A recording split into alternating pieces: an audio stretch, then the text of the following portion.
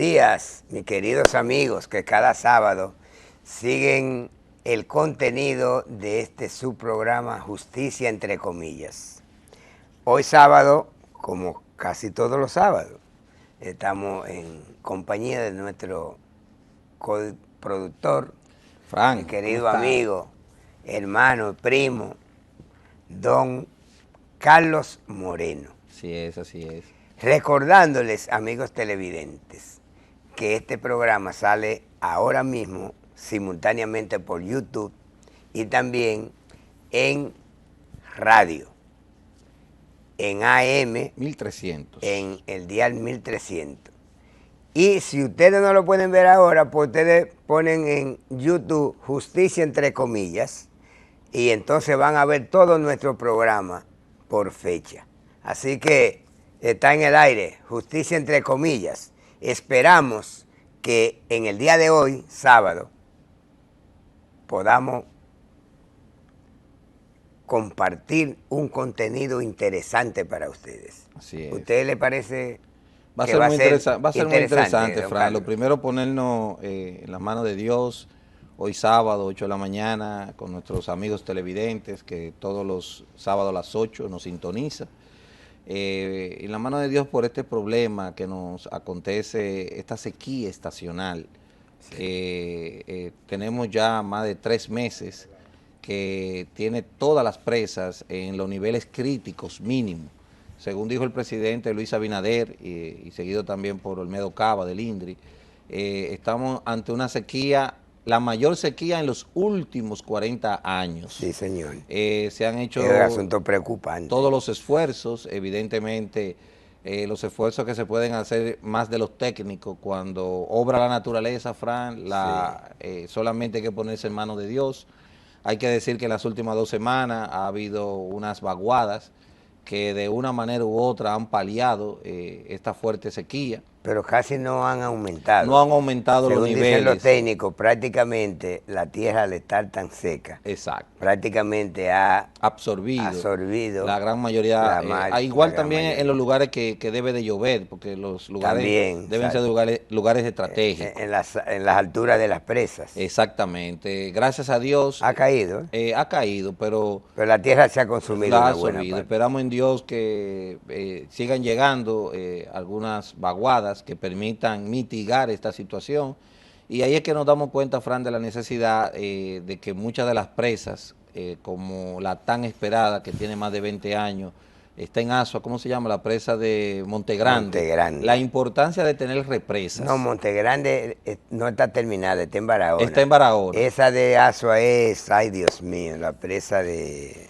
Pero lo que recuerda, estas presas son importantes, su terminación, porque estos embalsamientos de agua son aprovechables.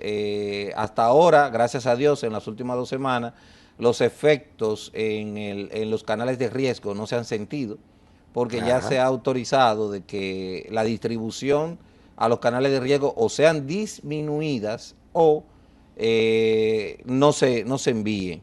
Se está racionando el agua para el consumo humano, pero el Gran Santo Domingo ha sido uno de los más afectados, y Santiago. Y desde aquí, desde este programa Justicia entre comillas, Fran, hacer un llamado a la ciudadanía en cuanto a cooperar, en cuanto a la racionalización del agua. Señores, la cisterna, se están tomando medidas con algunos centros informales de lavado de vehículos para de una manera u otra contener el mal aprovechamiento que muchas veces se hace de tan preciado líquido. Así llamar a la ciudadanía, reiterar en tener cuidado de esta situación. Sin embargo, Carlos, puedo decirle a usted que Sabanayegua. La presa de Sabanayegua. Exactamente. Debo decirle a usted, Carlos, hemos observado que las autoridades han estado haciendo su trabajo. Sí. Tanto vemos camiones a Wellington Anó como a De la Cafellito. Han estado auxiliando en ciertos barrios. Con camiones cisterna. Con camiones cisterna para evitar que la gente tenga que afectar su bolsillo y comprar. Pero, y también han hecho han establecido los mecanismos para que la gente trate de economizar. Déjeme decirle, ante una crisis como esta, las autoridades no pueden hacer mucho más que normal y regular. Así es. Y dar consejo a la gente, pero realmente el paliativo fundamental, Carlos y amigos televidentes, está en cada uno de ustedes. Así es. Que tienen que racionalizar el agua. Así es. Porque yo decía en un programa de lo que eso que usted se fue de turista, que usted vive de avión en avión, y yo decía los pasos, que claro. yo me bañaba, me mojaba, abría mi ducha para mojarme, después me enjabonaba y cerraba mi ducha, y la abría luego ya para quitarme el jabón. Entonces, ¿por qué no hacerlo? La gente abre la ducha y no está dentro de la ducha porque se está enjabonando y entonces la deja abierta. Y es un desperdicio de agua. Entonces, prácticamente los más necesitados, los más pobres, son los que pasan más trabajo cuando no hay agua, porque de alguna manera una clase media tiene la posibilidad de comprar esos camiones, no le afecta mucho, pero esa gente tiene que salir a buscar con una lata al hombro. Una Entonces, lata, grandes hay que pensar en eso, Carlos. Nosotros como clase media tenemos que pensar que cada vez que desperdiciamos una gota de agua, la necesita uno que es más pobre y tiene más necesidades que nosotros. Debemos ser humanos en ese sentido. Yo espero que la ciudadanía tome conciencia. Carlos, sin agua no se puede vivir, amigos televidentes. Usted puede vivir hasta sin luz. Usted puede vivir hasta sin comer un par de días y no se muere. Ahora, sin agua no se puede vivir. Así es.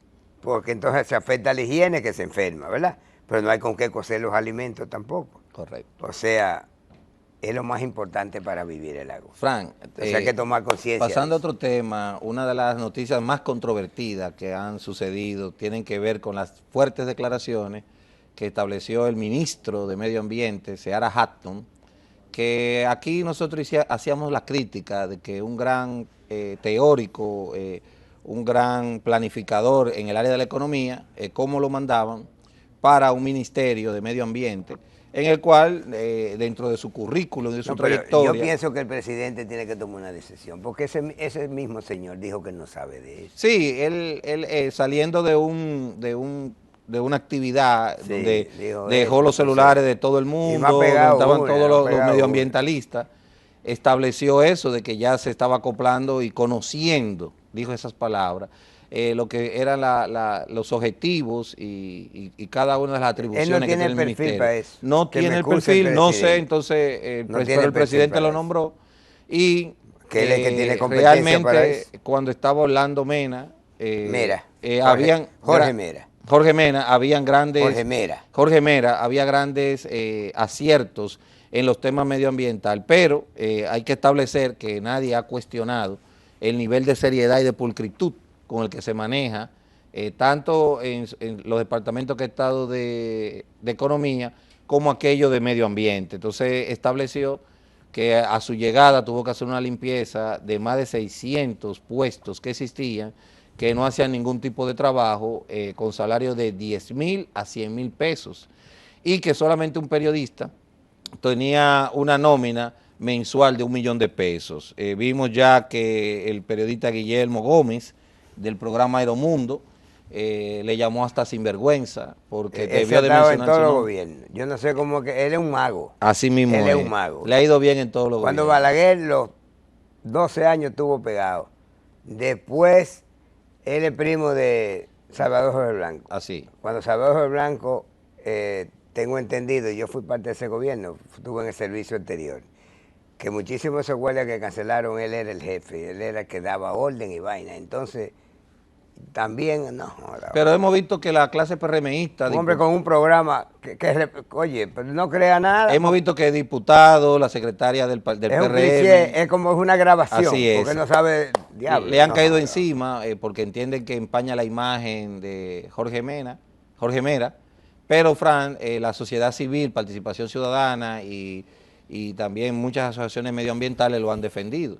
Yo lo que creo que nosotros tenemos que ponernos de acuerdo. En primer lugar, Yo critico de Seara Hatton a mí lo que me da pena que no haya ido directamente donde el presidente y haya establecido esa situación. Aunque él dijo, como hombre de Estado, y que ahora está haciendo unas acusaciones contra un hombre muerto que no se puede defender. A mí eso es lo que... Eso es así, pero evidentemente él ha sido muy categórico y dijo que recibió el apoyo del presidente Luis Abinader. Pero para pasar a otra noticia, nosotros tenemos que tomar conciencia. Si al final de cuentas se daban esas actuaciones dentro del Ministerio de Medio Ambiente, hay que felicitar que él haya hecho esa limpieza, que haya organizado esa situación. Claro. También creo que esa noticia viene y busca estratégicamente cerrar o poner una pared a lo que han sido los fuertes cuestionamientos en estos meses que se han hecho el Ministerio de Medio Ambiente con la extracción de arena de las dunas de Baní y una serie de acciones en contra del medio ambiente que cuando estaba el fallecido, asesinado Orlando Jorge Mera, no sucedía. Hizo un buen trabajo en la gestión de medio ambiente. Él se empoderó de eso. Y esa gestión no está siendo llevada a cabo. Tampoco sabía de eso. Ahora no va a aprender nunca porque no se empoderó. Ni se va a empoderar, ni se ha empoderado. Pero Jorge Mera, que tampoco sabía de eso, él se empoderó de eso, hizo un trabajo titánico ahí. Brillante. Ahora señor nunca lo va a hacer bien, porque es que no está empoderado de eso, ni tiene perfil para eso. Es más, yo pienso, Carlos y amigos televidentes, que ese señor no se siente bien en ese puesto. Para que usted sepa. Pero si de ser así... Yo percibo eso. Si es así, yo entiendo, Frank, que debería entonces el presidente moverlo de ese puesto a lo que es la naturaleza pero también propia de renunciar. Si yo no me siento bien en un sitio, yo me voy. Bueno, imagínese, Frank, yo soy de lo que nadie renuncia. Yo soy de lo que pienso que al presidente no se le dice que no, y si el presidente lo puso ahí, creo que fue estratégicamente por algo. Eso es lo que yo pienso. Fran, también llama poderosamente la atención y debe de ser cuestionado el presidente, y pensé que algunas declaraciones iba a dar, que Participación Ciudadana alertó sobre el aumento del gasto de publicidad y propaganda en el gobierno. Al ser entrevistado como ministro de la presidencia, José Ignacio Paliza dijo que no estaba al día sobre esa información, pero como realmente nosotros hemos visto, el presidente ha dado indicios muy sólidos y fuertes de lo que es la transparencia y que estableció de que no iba a ser parte del anterior gobierno que se beneficiaba y era una parte de hacer campaña proselitista, esa nominilla que tiene el Estado. Pero las cifras meten miedo, Frank, que establece Participación Ciudadana, quien establece que en lo que va del año, este gobierno pasó de 3.651 millones en el 2021 a la fría suma, Fran, de 6.375 millones de pesos del 2022. Si una de las situaciones que más se cuestionaba y que se tomó de campaña era el despilfarro que hacía el gobierno anterior del PLD en cuanto a lo que es publicidad y propaganda, casi supera lo que fue la cifra récord del año 2019, mientras estaba en campaña el PLD, de 6.995 millones. Yo me pregunto, ¿para qué el gobierno necesita destinar, en tanta crisis que hay en otros sectores, Frank, más de 6.000 millones de pesos en propaganda y publicidad? O sea, hay una serie de actuaciones en el gobierno, inauguraciones y demás, que no necesitan propaganda. Yo creo que si hay algo que tiene... Además, las instituciones del Estado son monopolios. Exactamente. ¿Tienen competencia? No tienen competencia. Déjeme decirle, ese asunto se ha dado en todos los gobiernos, y es porque eso es parte del mismo dinamismo del Estado como tal. Lo que yo pienso es que no se deben coger esos renglones, ¿verdad? Sí. En el presupuesto, esas partidas, no se deben tomar de forma exagerada, porque eso tiene que ver también con lo propio que establecen los economistas, que el dinero, si tú no lo pones, si la parte que tiene el mayor circulante, el mayor dinero en caja, no lo pone a circular, entonces afecta el dinamismo de la economía. eso se ha dado en todos los gobiernos. Ahora no se puede exagerar. Eso porque digo de yo. paso, como le decía, las instituciones del Estado son monopólicas. Pero yo entiendo que el presidente debe poner ojo en el asunto. Estamos cerca de una campaña electoral y entiendo que va a ser muy criticado en esa situación. Se ha hablado y se han presentado los exagerados montos que muchos medios televisivos, radiales y periodísticos de manera personal reciben. Bueno, sí, bienvenido por eso, pero cuando tú miras el monto... En eso hay mucha injusticia. Exactamente. Porque hay gente inclusive que le fue muy bien en el otro gobierno. Y sigue estando bien en eso. Y bueno. Exactamente. Bueno, nosotros no tenemos nada aquí. Así es, entonces ahí es que nosotros... Un anuncito de 3 meses que me dio un amigo mío. Así nosotros decimos. Y entonces, imagínense, yo soy amigo de todo el mundo. Ahora, yo no me gusta ir a joder a la gente para no decepcionarme. Yo pienso que si yo digo, voy a visitar funcionarios para que le den, sí, está bien, para que le den anuncio a porque esto nosotros no lo hacemos para ganar dinero, lo hacemos como un hobby. Como un hobby. ¿Cuánto tiempo? Las únicas veces, y lo pagué de impuestos, para que usted, yo se lo dije a usted, casi sí, todo. Esos 3 meses que me dio Rafael Santos de Infotec, que nos dio. Y al final lo tuve que pagar todo de impuestos porque pagamos esto sin ni TV. Entonces, bueno, Carlos, nos están haciendo señas ya que nos vamos a nuestra primera pausa. Cuando regresemos continuamos con más noticias de importancia a nivel nacional e internacional. Con el contenido de nuestro programa. Así que con su anuencia, pausamos.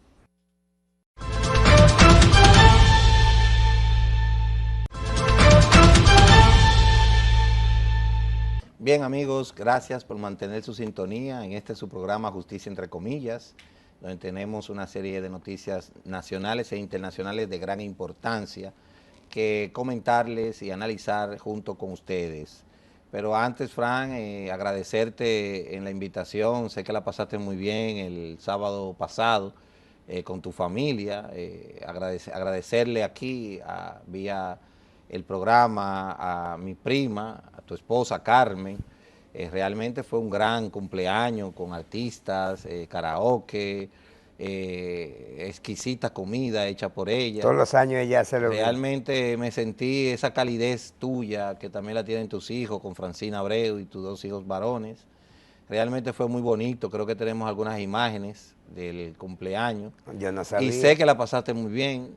Eres un gran anfitrión, tú y tu familia. Yo no sabía, te trajo Son grandes anfitriones, aquí vemos... Esas son las 2 hembras. Tus 2 hijas. Yulisa es la que es neurointensivista, es la que está Abreu, a la derecha. Aprovecho la ocasión para decir que no pudo estar en el cumpleaños de manera directa porque estuvo encabezando un gran taller del nervio óptico, porque tu hija es neurointensivista, la única en el país, sí, radicada en Santiago.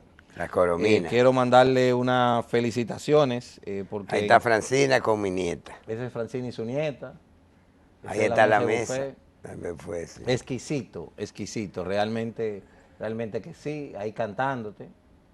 Ahí estaba yo ahí en primera fila, Fran, sí, compartiendo. Ahora fue que me di cuenta lo que debo decir, Fran, que no hay quien te aguante, Fran. Yo salí a la 1:00 de la mañana de ahí. Pues duramos a las 4. Y me dicen que... Yulisa está en la Coromina. Estuvo hasta las 4 de la mañana. Si el director tiene alguna de las imágenes correspondientes a ese gran evento del primer taller para la medida de la vaina del nervio óptico, donde estuvo encabezado por su hija, que sigue encabezando grandes éxitos, y a ella le damos desde aquí la felicitación, esperando. Ahí están las imágenes del Congreso. El Congreso. No tengo el honor de conocerla, pero pronto cuando esté por Santiago, pronto, sí. La conoceré y esperamos. Ahí está ella. Ahí estuvo la participación también en el taller del doctor Roosberg, neurointensivo, que también tuvo su participación desde el Ecuador, el cual le mandamos el agradecimiento de haber cooperado en ese gran taller en favor de la medicina. Así es, Fran. Fran, quiero también aquí, señor director, para mí fue muy desatinada las declaraciones del secretario judicial, un gran joven para mí, que tiene mucho futuro en el ámbito político y profesional, Dante Díaz, en el que estableció... José Dantes, donde estableció estas palabras. Fue el anterior. Voy a citar. Director de titulación. De titulaciones. Medina. Él dijo, yo creo que somos muchos los partidos políticos que en caso de que se mantenga ese criterio vamos a sopesar nuestra participación en las elecciones, lo que puede dar pies a una crisis política. ¿A qué se refería él, Fran? José Dantes estableció que obligatoriamente había que serle de satisfacción a los deseos, a la cuota de los candidatos congresionales y municipales que podía hacer reserva a los partidos políticos. Yo creo que las luchas, y él que es un secretario de un partido de carácter judicial, se echan en los tribunales, en los recursos que tienen los partidos políticos que no se encuentren conforme con lo que son la decisión que toma la Junta Central Electoral. Como bien hicieron, que fueron en primer lugar, ante la misma Junta Central Electoral, buscando una rectificación. Hay que aclarar que esa resolución de la Junta está basada en una decisión del Tribunal Superior Electoral en el 2019.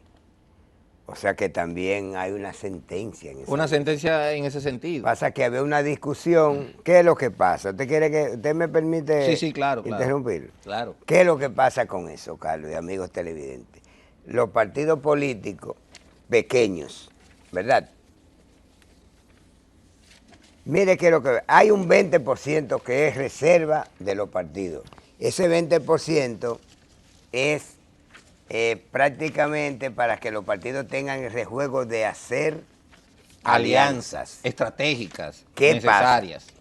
Como ellos, muchos de esos partidos, incluyendo el PLD, aunque usted no me lo crea, me va a decir exagerado, el PLD hay, no circunscripciones, no, hay distritos municipales y hay municipios donde ellos no tienen la cantidad de personas para conformar las boletas. Para que usted se lo sepa. Yo sé que usted no me lo va a creer. No, yo le creo. Y muchos de los amigos televidentes, yo sé que están diciendo que yo estoy exagerando. Para que usted sepa, el PLD ya llegó a esa situación. ¿Usted quiere que yo le diga una cosa? En el 19, el PRM pasó más trabajo, dio más alto que una guinea tuerta, como dicen allá en el pueblo suyo y mío. Sí, allá en Barranca y en Naranjal. Porque en algunos sitios el PRM no tenía la cantidad de personas con los perfiles, así es, yo me refiero a eso, con los perfiles para completar una boleta electoral. Entonces, ¿qué dicen los partidos ahora? La oposición, ¿verdad? Quiere que en vez de ser por nivel de votación o por municipio, ¿verdad? Mi nivel de votación es los distritos municipales, las circunscripciones de las ciudades grandes, los municipios. Esos son los niveles. Ellos quieren que no se le aplique el 20% a cada uno de esos niveles, sino que ellos puedan poner, por ejemplo, sin tomar en cuenta el 20%, toda una boleta, sin el 20% aplicado en ese nivel de votación. De demarcación. Sino a nivel nacional, para ello hacer maravilla. ¿Usted me entiende? Ahora, lo democrático es que el 20% que se pueden reservar los partidos políticos, se los reserven en el mismo municipio. ¿Usted me entiende? Que el 80% sea de ahí y ellos puedan negociar, pero es en ese mismo nivel de votación, no a nivel nacional. ¿Usted me está entendiendo? Claro que sí. Lo que yo critico es que en un país yo no sé si lo expliqué bien. Lo explicó bien. Que la gente lo pueda entender, porque yo quiero que la gente pueda entender, ¿verdad? Pero lo que yo quiero resaltar de lo que él estableció es que de no ser complacido, porque eso es lo que queremos decir, si no se hace como nosotros decimos, es posible que el Partido de la Liberación Dominicana, como otros partidos, decidamos no ir a las elecciones. Dijeron que se iban para la calle. Pues está bien, salgan para la calle. Solo pierden ellos. Entonces yo entiendo que las luchas se echan en los tribunales, las luchas se echan ideológicamente, usted tratando de convencer es jurídicamente y de manera argumentativa. Entonces, lo que pasa es que si van al tribunal tienen que argumentar y no tienen argumentos. Un joven promisorio ni tienen discurso de campaña por todo lo que hicieron en este país en los 20 años que tuvieron así en él. Es. Tanto el otro, Lionel, que dejó el Estado sin empresa. Así es. Frank, y pasando a otra noticia. Dios mío, a mí me da una cuerda cuando yo veo esos tigres hablando como que aquí la gente no tiene cerebro. Sí. Ese discurso de Lionel, pero qué cosa tan... Pero ven acá, charlatanazo, usted no fue 12 años presidente y ahora que usted se da cuenta que aquí hay desigualdad, que aquí hay problemas en las escuelas, que... Pero no me ataque a Leonel, porque es el líder de la oposición, Frank. Y posiblemente el próximo presidente en el 2024. Es la segunda oposición, Frank. Tú no puedes atacar a la oposición de esa manera.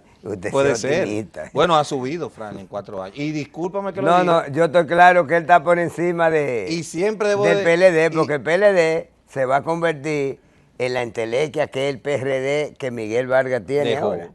Pero lo que pasa es que administrando es que está, por eso que quiere seguir en la presidencia. Lo que pasa, Frank, que paradójicamente a quien ayer lo tuvimos como aliado para ir junto a elecciones congresuales y municipales, hoy es lo peor. Entonces, esa es la parte que yo critico del PRM. Que yo siempre critiqué que no debió de haber esa alianza, pero la hubo. Entonces, ayer era bueno, si yo le digo a usted, yo nunca me gustó estar ni cerca de esa gente.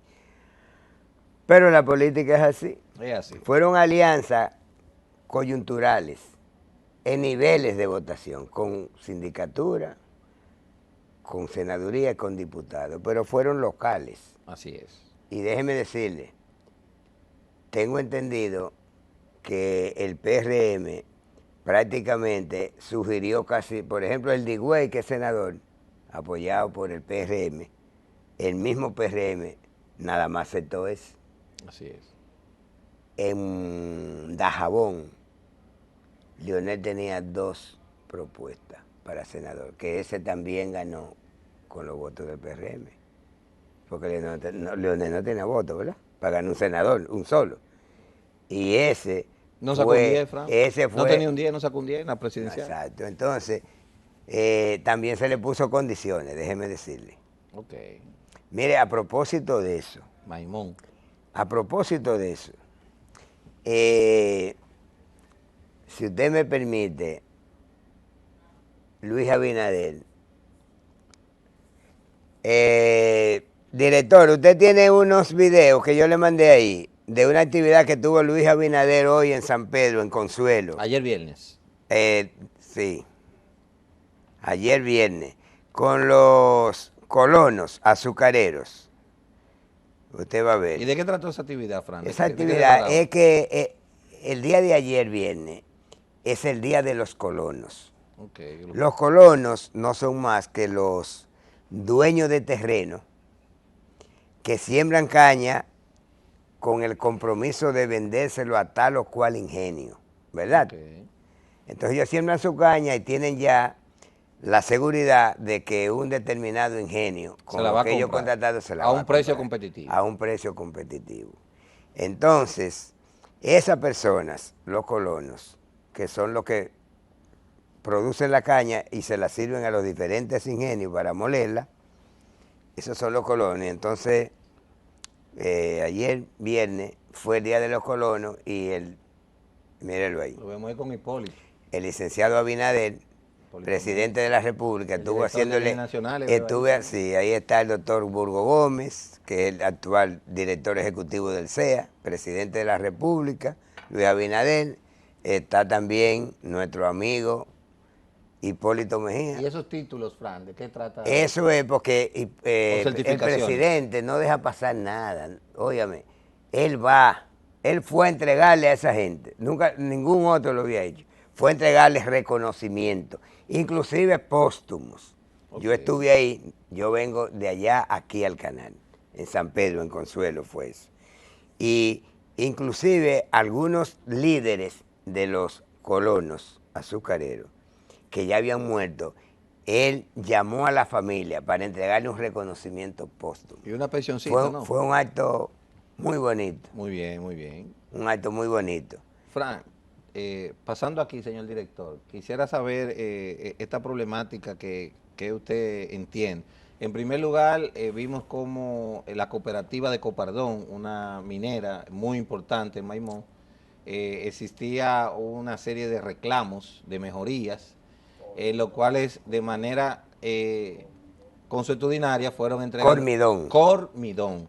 Fueron entregadas cada una de ellas, pero llevaron a una serie de reclamos, entre ellas el paro de las labores, que llegó incluso hasta el Ministerio de Trabajo, que ordenó que continuara el trabajo. Se le fue la mano. ¿Qué hicieron los directivos al final? Óigame, esa empresa, yo estuve hablando con una persona que es abogado de ellos, y me dijo que esa empresa cumple al 100% todo. Entrega de la bonificación. Entrega la bonificación. La bonificación, usted sabe que es un porcentaje de lo que queda de beneficio. Así mismo es. Siempre se han sentido satisfechos porque le dan de que muy buen dinero cada año de bonificación. Dicen que la empresa decidió lamentablemente cerrar sus operaciones para dar mantenimiento. Sí, bajo ellos no fue por eso, no. Recibieron tanta presión y estaban anunciando huelga y ellos dijeron sencillamente vamos a cerrar esta vaina.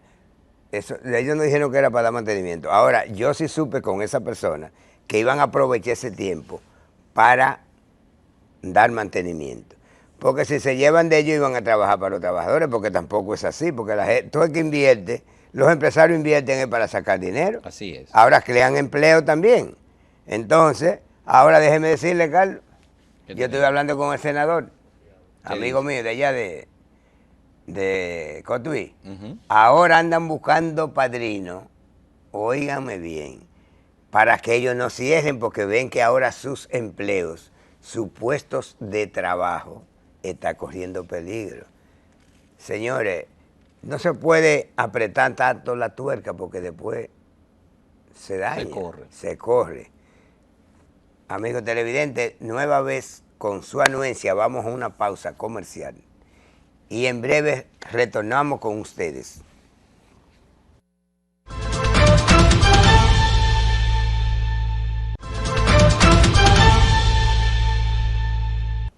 Bien, amigos televidentes, muchas gracias por mantener su sintonía con su programa Justicia entre comillas. Frank, una nota luctuosa, no la dimos al inicio de este programa, y fue el fallecimiento el jueves del ex procurador Virgilio Bello Rosa.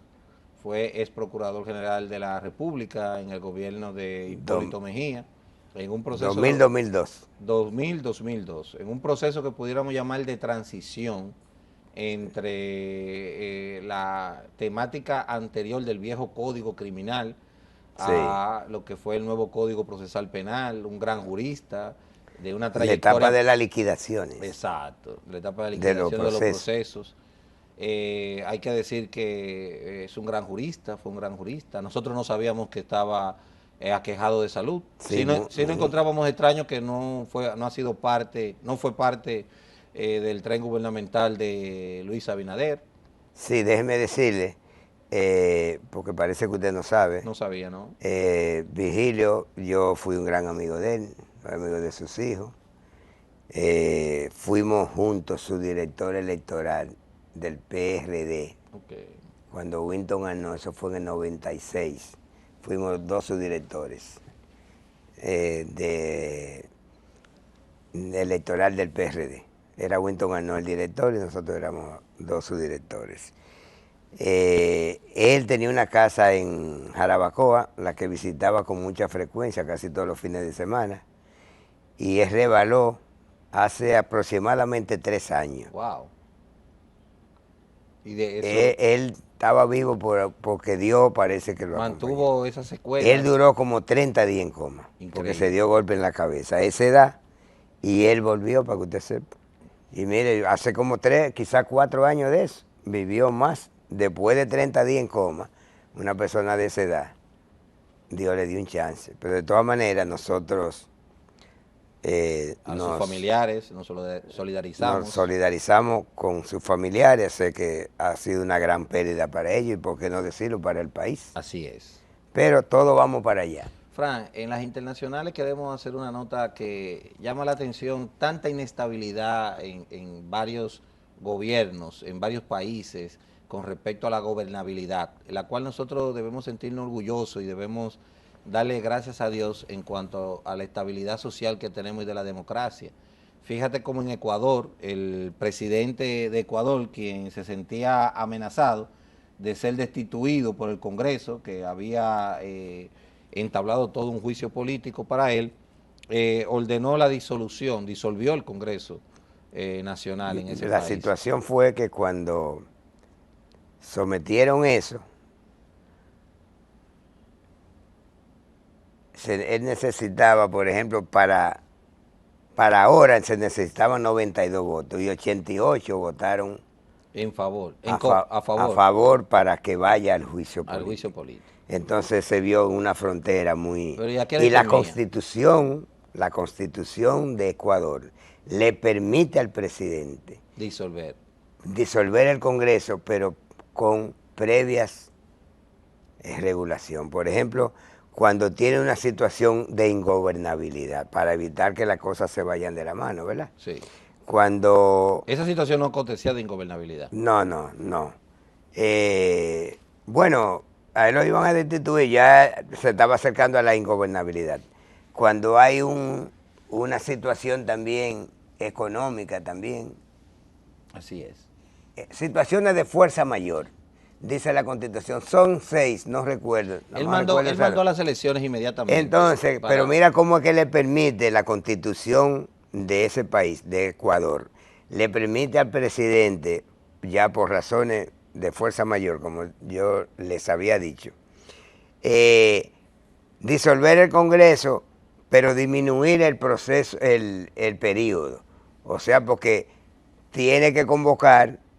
Creo que tiene un periodo de 10 días para que convoque, o de 20 días para que convoque ahora elecciones anticipadas. O sea que él no va a terminar su periodo. Así es. Esa es la situación. Tiene 6 meses. Estuve leyendo eso ayer. Tiene solamente 6 meses para gobernar bajo ese criterio. Bajo ese criterio. Y tiene 10 días para anunciar las elecciones para que la gente, para que los que aspiren puedan proyectarse. Nosotros siempre debemos aspirar a la estabilidad del hemisferio. ¿Por qué? Nosotros somos un ejemplo en el hemisferio. Gracias a Dios. De democracia y ahora, ¿por qué no decirlo? De lucha contra la corrupción. También lo dijeron. Y de transparencia. No lo digo yo, amigos televidentes, lo dicen los organismos internacionales. Así es. No soy yo que lo digo. También la ONU ha tenido que erogar. Fíjate, Frank, qué tan huérfano se encuentra Haití, que de un monto de 720 millones de dólares que necesita Haití para hacer frente a problemas tan grandes como la hambruna extrema, que más de un 20% de la población y la delincuencia de Haití se encuentra en una hambruna extrema, y hacer frente a la seguridad de Haití, la ONU necesitaba de sus aliados que aportaran 700 millones. Solamente había podido recolectar menos de 200 millones de dólares. Tuvo que la ONU, un departamento especial que tiene para esta grande crisis, tener que erogar 500 millones de dólares extra para poder aportar ese monto de dinero. Ha establecido, lo ha tenido que confesar, que en Haití se encuentran todas las condiciones para ser intervenido militarmente en cuanto a la ingobernabilidad que se registra en este país. El representante de la ONU aquí dijo ayer, llamó a sus jerarquías ya en Nueva York, que es donde está la sede de la ONU, para que definitivamente intervengan en Haití. Pero nadie quiere hacer nada. Nadie quiere hacer nada. Entonces, ¿tú sabes lo que dice la ONU? Que en este año en Haití las bandas han asesinado 1.448 personas. ¿Tú sabes lo que es? En lo que va de año. Y aún así no se duelen los grandes estados, porque República Dominicana no puede hacer más de lo que está haciendo. No. Pero entonces yo siempre he dicho que yo entiendo que deben de ser revisados la verdadera función que están ejerciendo los organismos internacionales, dígase la ONU o la OEA,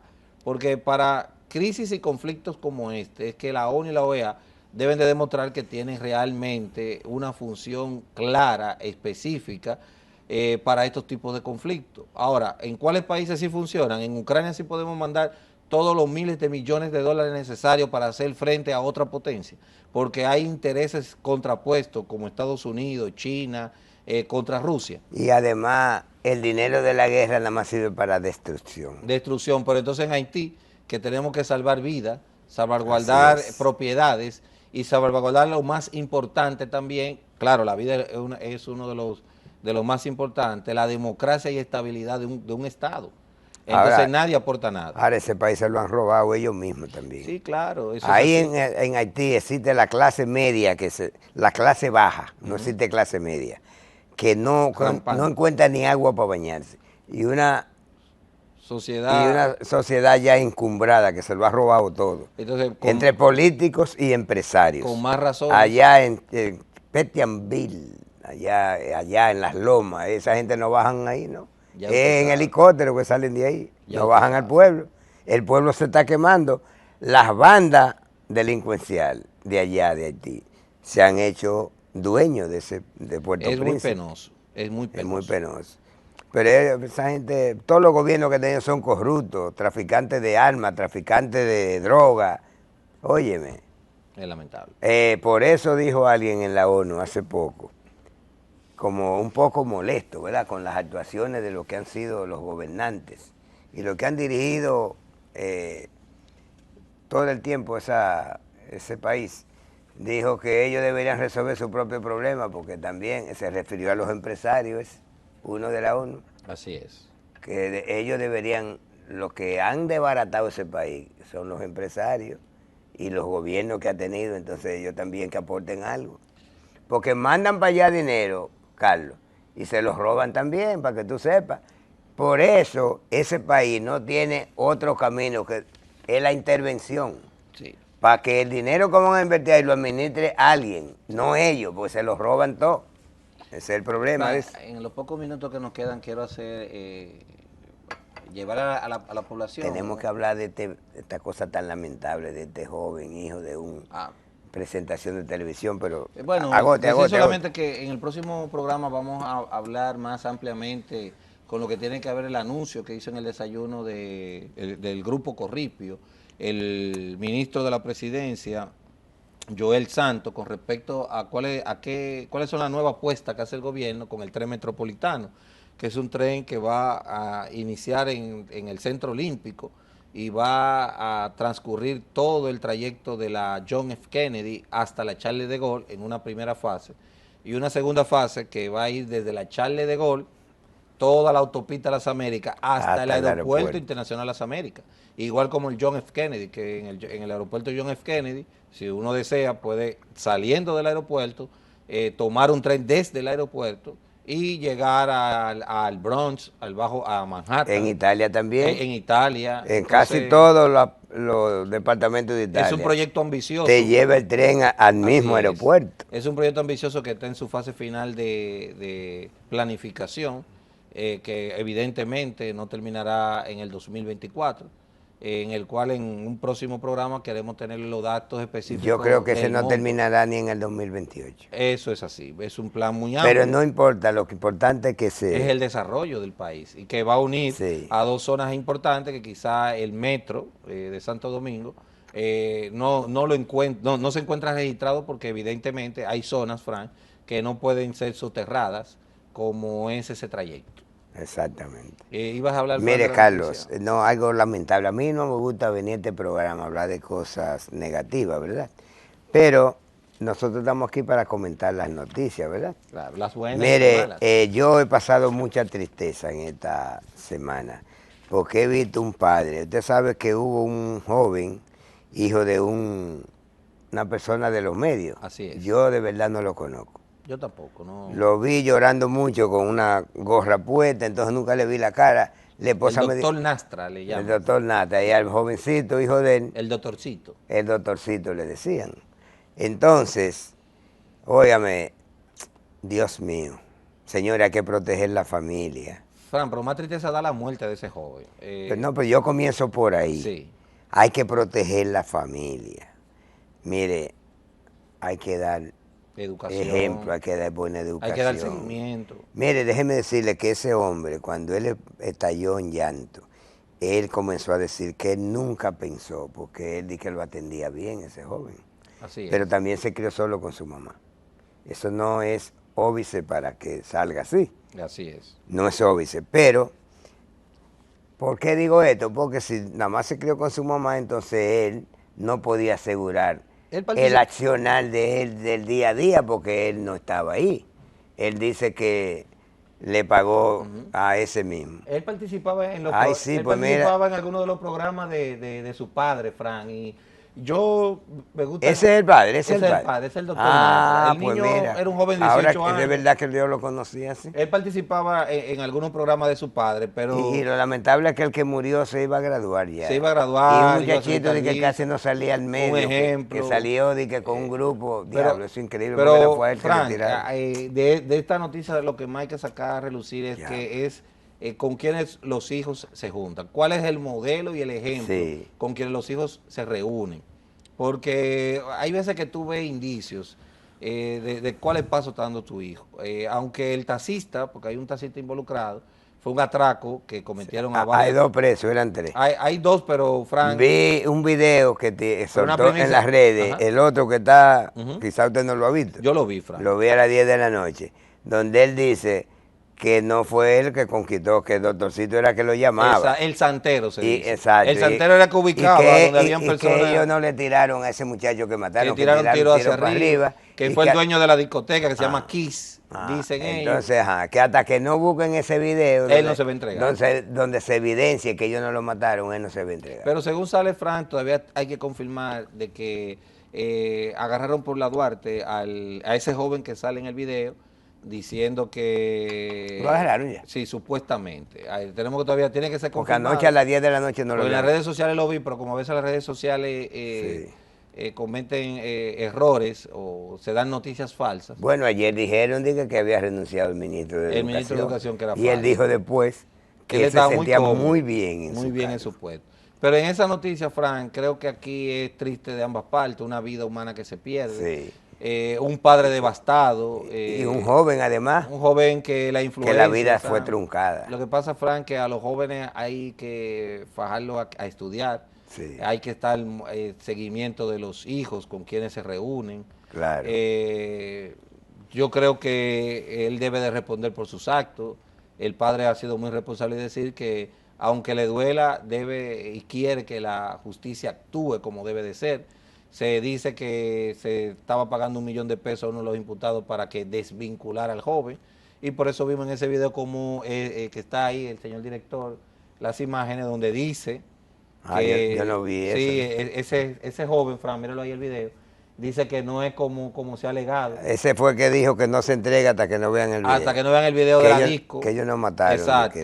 Que fue llamado, y eso lo dijo el taxista, fue llamado por el doctorcito para que fueran a ese lugar a cometer ese atraco. Sí. Y realmente, como él dice, Frank, que cómo va a ser que ellos se desmontan de un taxi, hacen el atraco, tiran los disparos y el taxista lo está esperando. Que por vía de consecuencia, el taxista, y yo creo esa parte de la versión, sabía parte de los hechos, porque un taxista ve que dos personas no, eso es seguro, eso no a cometer un atraco. ¿Y él no está preso, el taxista? No, vamos a decir que él ha sido uno de los testigos principales. No, pero él es cómplice, olvídate. Evidentemente. Porque él vio lo que hicieron y lo está esperando y lo llevó al sitio y lo esperó. La ley establece que... Si no está preso es un descuido. La ley establece, Frank, que hay condena de hasta 40 años.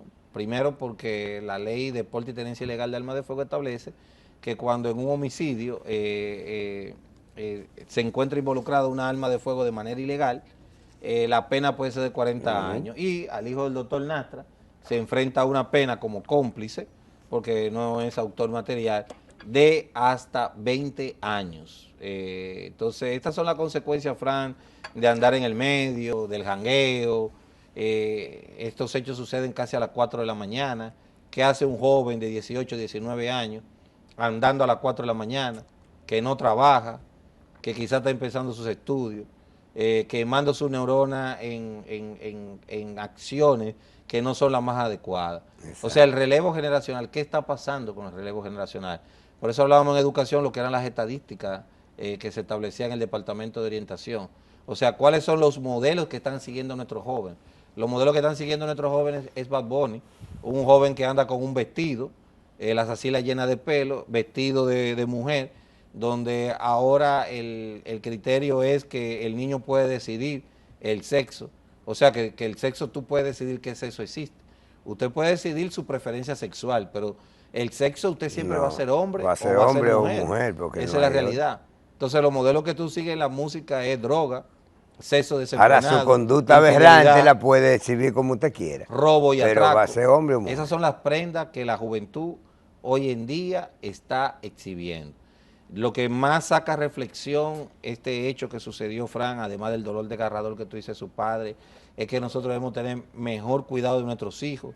Claro. Esos jóvenes que andan en la calle cometiendo hechos delictivos o andando en sectores nocturnos de mal vivir, ese es el espejo que ustedes tienen que verse, juventud. Eso es lo que ustedes quieren para ustedes, como no solamente ustedes que van para una cárcel, sino ustedes destruyen la vida de sus hijos, destruyen la vida de sus padres, señor.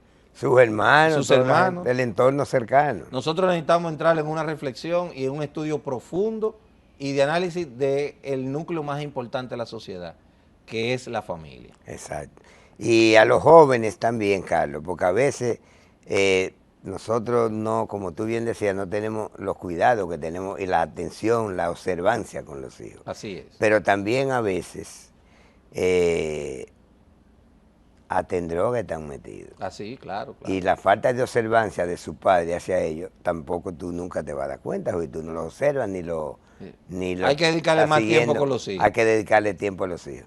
Porque también cuando se meten en esa situación de droga, se ven compelidos a los atracos y al robo para poder satisfacer la vaina de esos vicios. Bueno, Carlos, nos están haciendo señas, ya parece que el tiempo se nos agotó.